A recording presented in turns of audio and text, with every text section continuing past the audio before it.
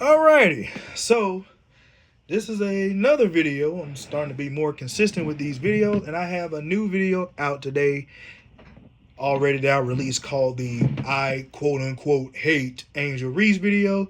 But we're finally going to take a step away from, people being negative to a player, and I'm going to finally be positive in these players, because usually I'm either pissing on the Chicago Sky franchise or calling out a certain fan base for negativity. But now we're going to be positive today, and we're going to stick with women's basketball with positivity. And now it is time to ask the question: who of these 2 point guards, who is point guard number one in the WNBA?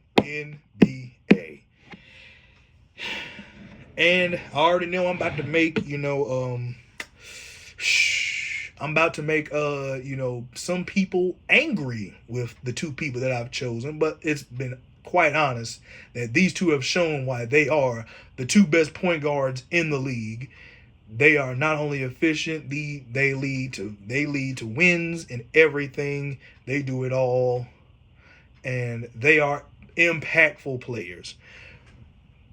The question is, who is point guard number one? Is it Olivia Miles or is it Paige Bueckers? Now, I have gone on record in saying these two women, as of right now, are the only two who have a chance at taking MVP away from A'ja Wilson. A'ja Wilson, like I said, A'ja Wilson, she's on a different stratosphere and things like that. Hell, in my opinion, I honestly think when she retires, she's not only going to retire the all-time leading scorer, she's not only going to retire multi-time champion, she's going to retire as the undisputed GOAT of women's basketball. Hell, some of people consider her the undisputed GOAT right now. While I think Maya Moore is my personal GOAT, I think A'ja Wilson's going to retire as the greatest player of all time in ways like that. But it's not about A'ja Wilson today. People have broken down her greatness already. I want to talk about the youth movement going on at the guard position. I'll tell you something. I'll tell you something. Sue Bird and Diana Taurasi, they exist. And they are all-time legends. But we now have our new guard showdown of the century. And that is Paige Bueckers and Olivia Miles. We've got Paige Bueckers,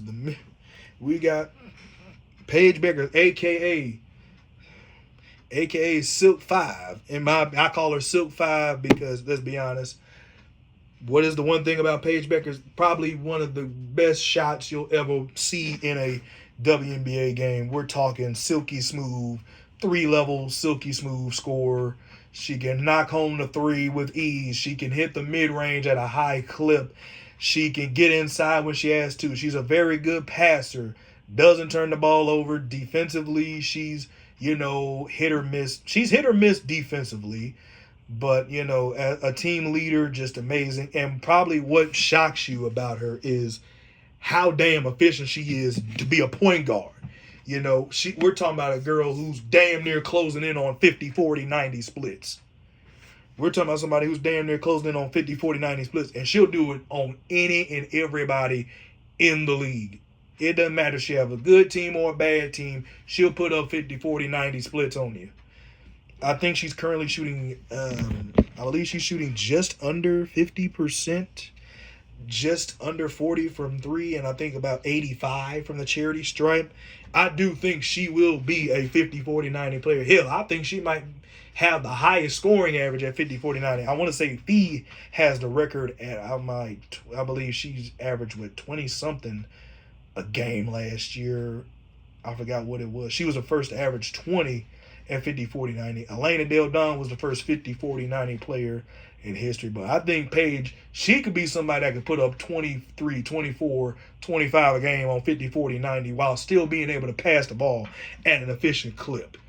And not to mention, Paige Bueckers, when this girl takes over, this woman is poetry in motion.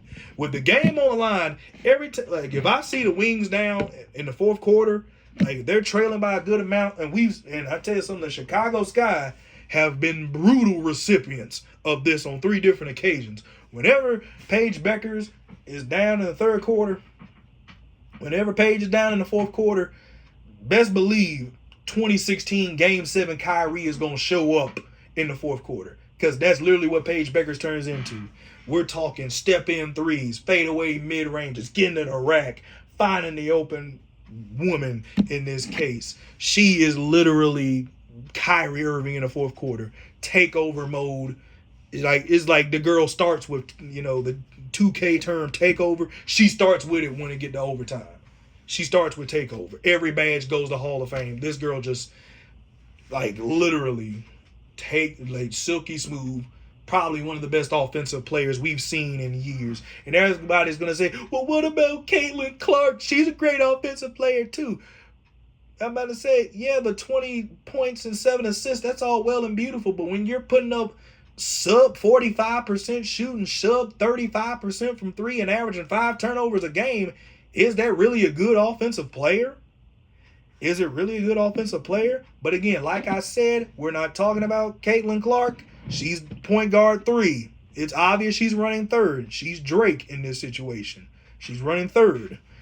It's talking about who's Kendrick and who's J. Cole. Who's running first and who's running second. Paige, to be quite honest, she's playing the J. Cole role. Now, let's get to Kendrick, a.k.a. Olivia Miles. Olivia Miles, it took her one season to establish herself as a top 3 guard in this league. It took her one season. This woman came out the gate firing. We're talking, 18, 7, and 5 per game. She's putting up, and she's been just as efficient. I believe 51, 36, and 80 plus from the charity stripe. She's been efficient as well. She hasn't turned the ball over. Both of them have a turnover ratio of +2 over 2. They both have a turnover ratio above 2. So that's a good thing to have with these two. But Olivia Miles, I'll tell you something right now. And I'll tell you something, shout out to Stoner Sports for coming up with this, Stoner Sports Network. If there was ever somebody to take over the role of Magic in the WNBA, Olivia Miles was it. This woman is a Showtime. She is Showtime personified. Okay? Held down the fort. Before the return of Nafisa Collier, this team was 21-6. Everyone had this team thinking, okay, they got a rookie Olivia Miles who hasn't played a game in the WNBA. Everybody and their mother thought that this team was cooked, going to be fighting for an 8th seed until Fee came back and kind of stirred them ship at a 6 or 7. Olivia Miles came in with Fee injured, and this team is playing like Fee never got hurt. This team is playing like Fee never got hurt. Natasha Howard, she has basically returned to form. She left Indiana. She wasn't getting touches like that, and she wasn't I don't think she was an all-star last year. The minute she comes and plays with Olivia Miles, the woman's an all-star starter. That's what a good point guard can. That is what a point guard 1 can do for you. You make everybody else point guard 1. Aaliyah Boston was an all-star before Caitlin got there. Natasha Cloud hadn't been an all-star for about a handful of years before Olivia Miles showed up. Jessica Shepard never was an all-star in her entire career. As soon as she teams up with Paige, all-star starter. That is what point guard 1s do. They turn good players into great players. They turn good players into great players. Olivia Miles, she is, I'll tell you something right now. Her leaving Notre Dame was probably the best thing that ever happened for her, because I'll tell you something right now. Her draft stock skyrocketed going to TCU, and she has been main event, high level play ever since. And now with the return of Nafisa Collier, God only knows how much damage, how much destruction this Minnesota Lynx team can cause within the league. So, and the fact that people are still saying that this team doesn't have the best odds to win the title, that the Fever still have the best odds to win the title. Again, not going to get into that because it's been brought up, it's been beaten to death long enough about, the Indiana Fever. But yes, Paige Bueckers, Olivia Miles.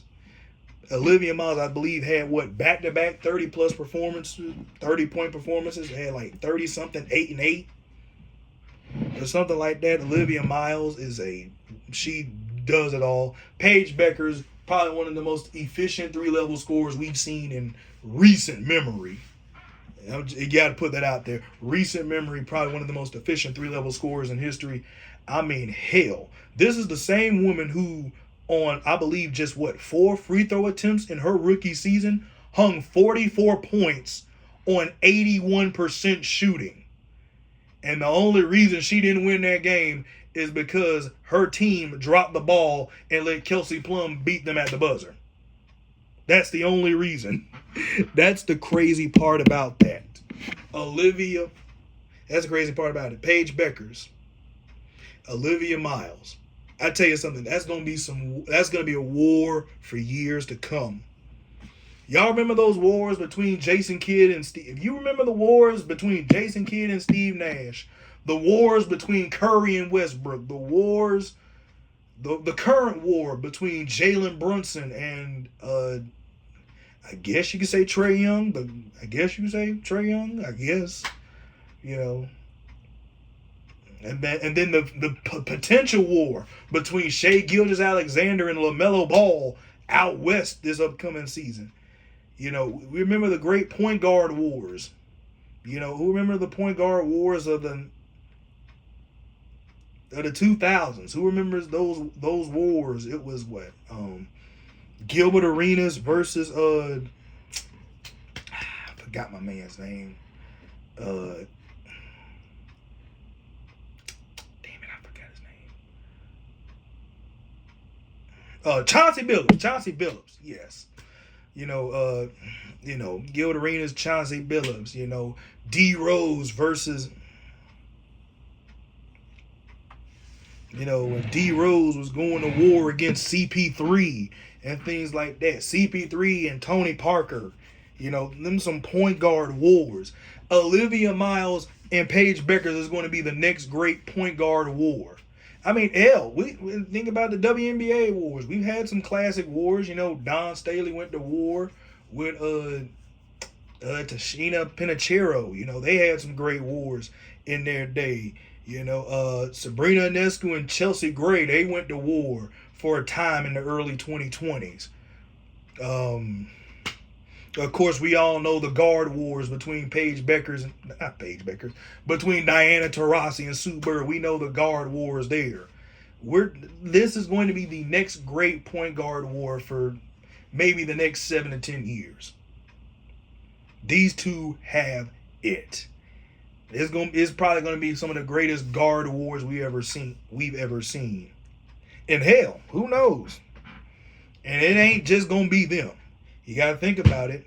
Caitlyn, yes, she's still going to be lurking around as the third woman in this whole situation. But then you got to remember, Flaw J's starting to take off. Alicia Gray, she's still got a good couple years left in her. Kelsey Mitchell is probably arguably the best off-ball guard in the WNBA.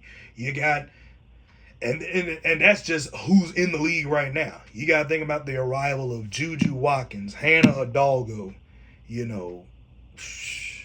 the guard wars are about to be hell on earth.